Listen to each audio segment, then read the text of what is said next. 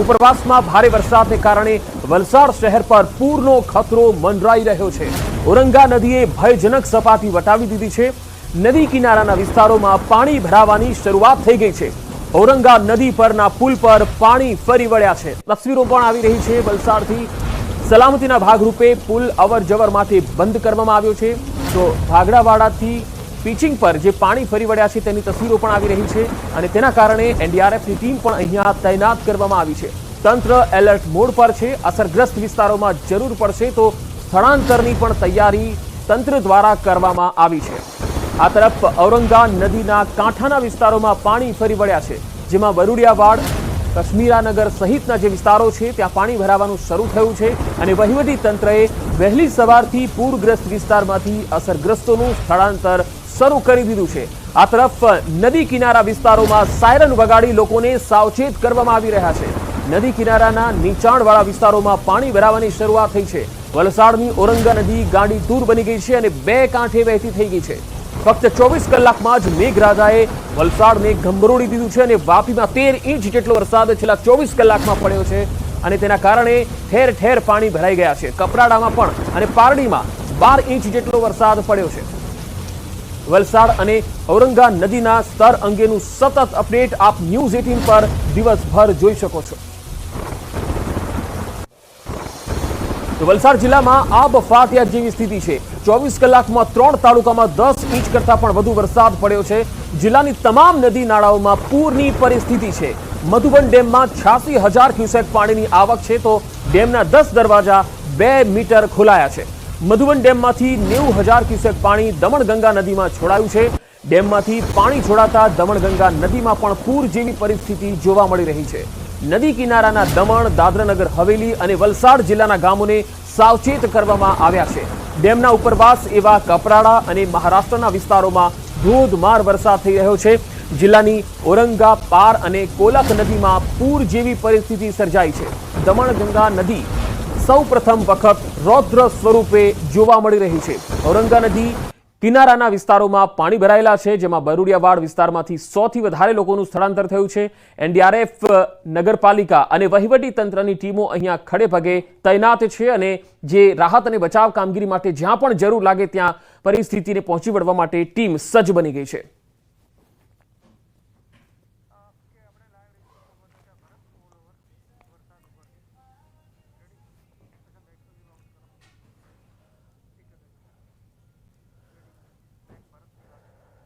તો વધુ માહિતી મેળવીશું। વલસાડથી સંવાદદાતા ભરતસિંહ વાઢેર મારી સાથે જોડાયા છે।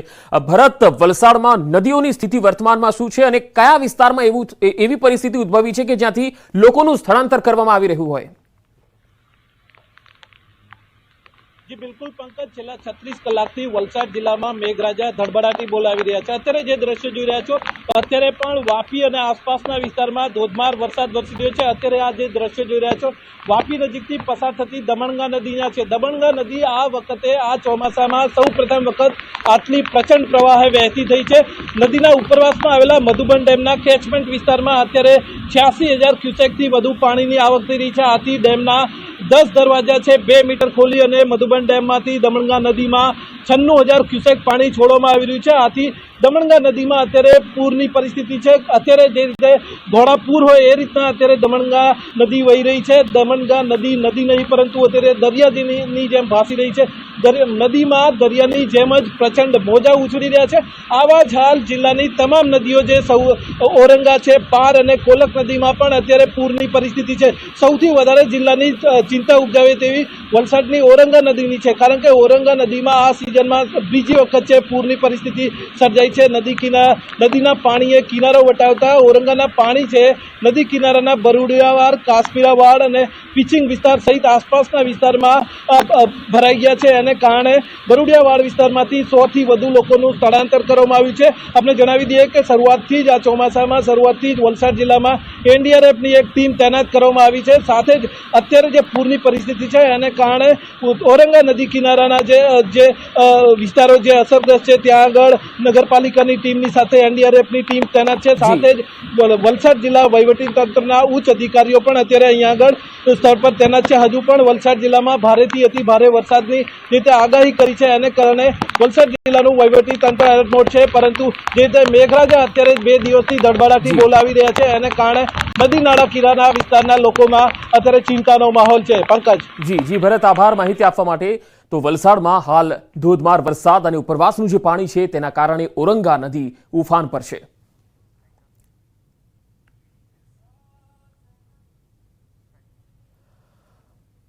વાત હવે ગીર સોમનાથની. ગીર સોમનાથમાં માધવરાયજી જળમગ્ન થઈ ગયા છે. જી હા, તાલાલા ગીરમાં ભારે વરસાદને કારણે પ્રાચી તીર્થની સરસ્વતી નદીમાં ઘોડાપૂર આવ્યું છે અને નદીમાં ઘોડાપૂર આવતા માધવરાયજી જળમગ્ન થયા છે. પ્રાચી તીર્થના માધવરાવ મંદિર જળમગ્ન બન્યું છે. આ તસવીરોમાં જોઈ શકાય છે. હાલ માધવરાયજીની પ્રતિમા પર 8 ફૂટ પાણી વહેતા થયા છે. જો કે વરસાદે વિરામ લેતા પાણી ઓસરવાનું શરૂ થયું છે. માધવરાયજી જળમગ્ન થતા મંદિર અને આસપાસના અદ્ભુત દ્રશ્યો સામે આવ્યા છે.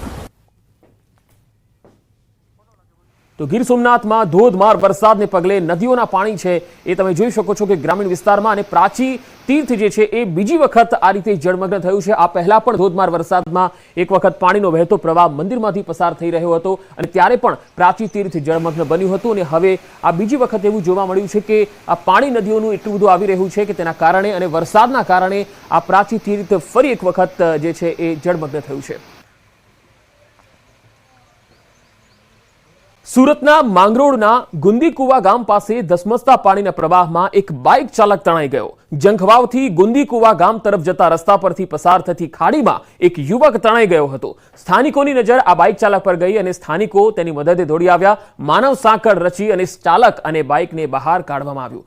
સ્થાનિકોની સમય સૂચકતાને કારણે આ બાઇક ચાલકનો જીવ બચી ગયો હતો. છેલ્લા 24 કલાકથી સુરત જિલ્લામાં વરસાદી માહોલ જામ્યો છે અને સૌથી વધારે સુરતના જે ઉમરપાડા વિસ્તાર છે એમાં સૌથી વધુ વરસાદ પડ્યો છે. વધુ માહિતી સાથે સંવાદદાતા સુરતથી કેતન પટેલ જોડાયા છે. કેતન, માંગરોળમાં જે બાઇક ચાલકને બચાવવામાં આવ્યો, હાલ બીજા કયા એવા વિસ્તારો છે કે જ્યાં આ પ્રકારની સ્થિતિ જોવા મળતી હોય?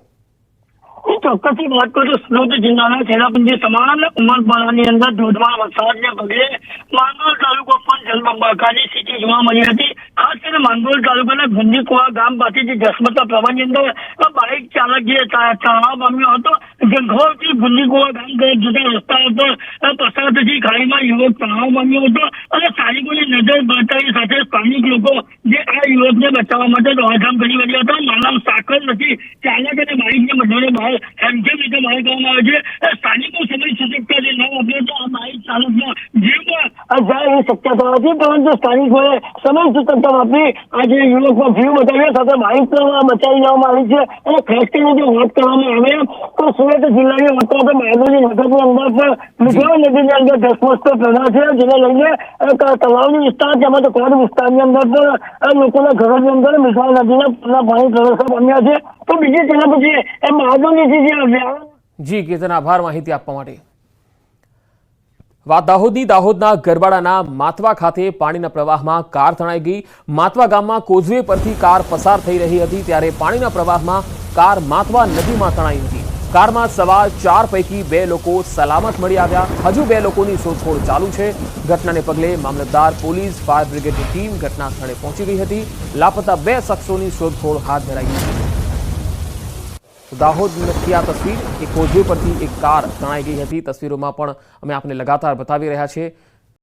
માતવા ખાતેથી પાણીના પ્રવાહમાં આ કાર તણાઈ હતી. આ માતવા ગામ જે ગરબાડા તાલુકામાં આવે છે અને ત્યાંથી જે કોઝવે પરથી કાર પસાર થઈ રહી હતી ત્યારે પાણીનો જે પ્રવાહ છે એ ધસમસતો અહીંયાથી વહેતો હતો, જેના કારણે આ કાર માતવા નદીમાં જે તણાઈ ગઈ હતી. વધુ માહિતી સાથે દાહોદથી સંવાદદાતા સૌરભ જોડાયા છે. સૌરભ, કારમાં જે સવાર છે તેમાંથી 2 લોકો સલામત મળી આવ્યા છે. શું બાકીના જે 2 લોકો હતા તેઓની કોઈ શોધખોળ, કોઈ ભાળ મળી આવી છે?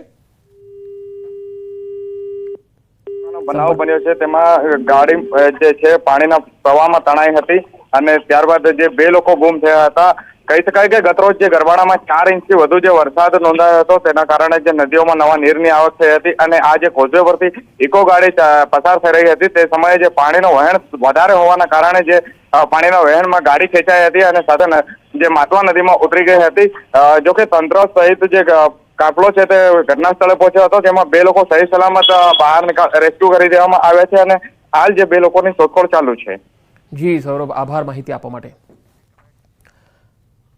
સંઘ પ્રદેશ દાદરાનગર હવેલીમાં તંત્રની ઘોર બેદરકારીની સામે આવી। તંત્રના પાપે એક વાહન ચાલકનો જીવ જોખમમાં મુકાયો હતો। વીજળીનો થાંભલો ઊભો કરવા ડિવાઈડર પર રસ્તા વચ્ચે જ ખોદેલા ખાડામાં મોપેડ સવાર ખાબક્યો હતો।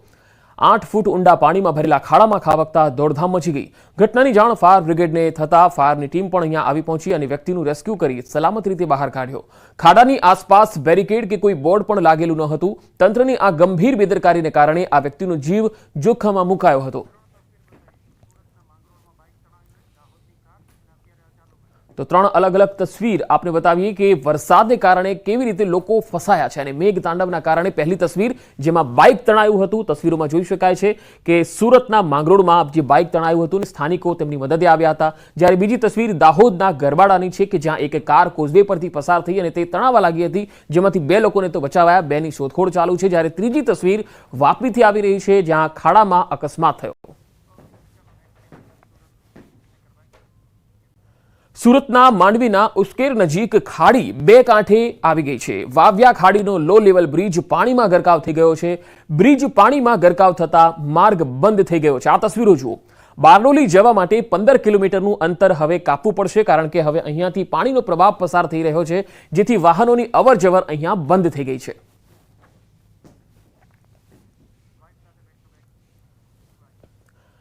તો ઉપરવાસમાં પડી રહેલા વરસાદના કારણે નવસારી જિલ્લામાંથી પસાર થતી નદીઓ તોફાની બની। વાંસદા તાલુકામાંથી પસાર થતી કાવેરી નદીનું રૌદ્ર સ્વરૂપ જોવા મળ્યું। મોડી રાતથી પડી રહેલા ધોધમાર વરસાદના કારણે નદીઓમાં પૂરની પરિસ્થિતિનું નિર્માણ થયું। કાવેરી નદી ઉપર બનાવવામાં આવેલા જૂજ ડેમમાં પણ પાણીની આવક વધી છે।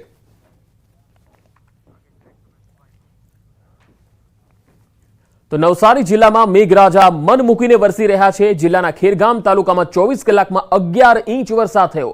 વાંસદા તાલુકામાં પણ 24 કલાકમાં 6 ઇંચ વરસાદ વરસ્યો। નવસારીના ઉપરવાસના ડાંગ જિલ્લામાં પણ ભારે વરસાદ ખાબક્યો। આહવા અને વઘઈ તાલુકામાં 5 ઇંચથી વધુ વરસાદ વરસ્યો, જ્યારે સાપુતારામાં 4.5 ઇંચ વરસાદ નોંધાયો છે। ભારે વરસાદને પગલે નવસારીની પૂર્ણા નદીના જળસ્તરમાં વધારો થયો છે। પૂર્ણા નદીની જળ સપાટી 16.75 ફૂટ પર પહોંચી છે, જ્યારે ભયજનક સપાટી 23 ફૂટ છે। જિલ્લાના ચીખલીમાં 3.12 ઇંચ, નવસારીમાં 2.20 ઇંચ અને ગણદેવીમાં 2.08 ઇંચ વરસાદ નોંધાયો છે।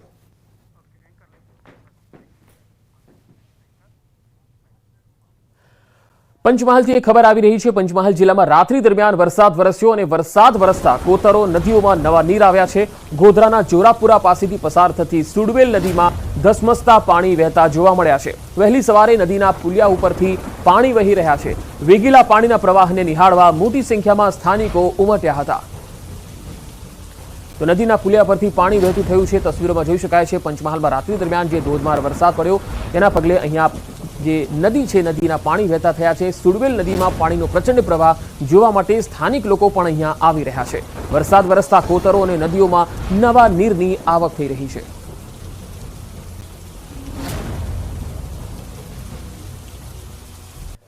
તો પંચમહાલ જિલ્લાના હડફ ડેમની રૂલ લેવલ સપાટી જાળવવા 3 ગેટ ખોલવામાં આવ્યા। ડેમના 3 દરવાજા 4 ફૂટ સુધી ખોલીને પાણી છોડવામાં આવ્યું। ઉપરવાસમાં ભારે વરસાદને પગલે ડેમમાં પાણીની આવક નોંધાઈ છે।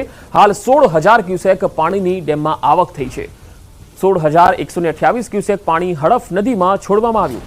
હડફ નદી કાંઠાના ગામોને તંત્રએ એલર્ટ કર્યા છે।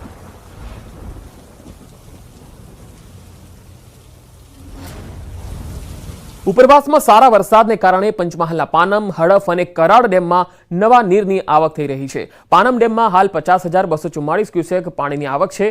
ડેમની રૂલ લેવલ સપાટી છે 127.41 મીટર, જ્યારે હાલની જળ સપાટી 124.30 મીટર પર પહોંચી ગઈ છે। ડેમમાં 62.27% પાણીનો જથ્થો સંગ્રહિત છે।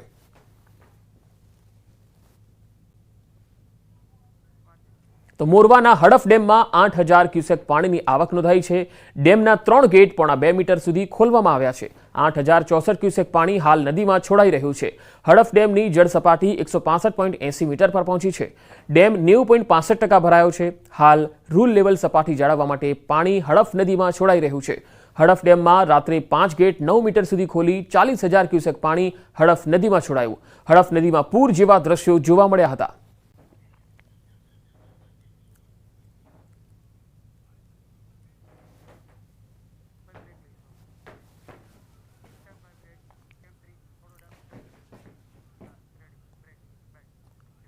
આગળ વધુ સમાચારો પર નજર કરીશું. હાલ રોકાઈશું એક બ્રેક માટે.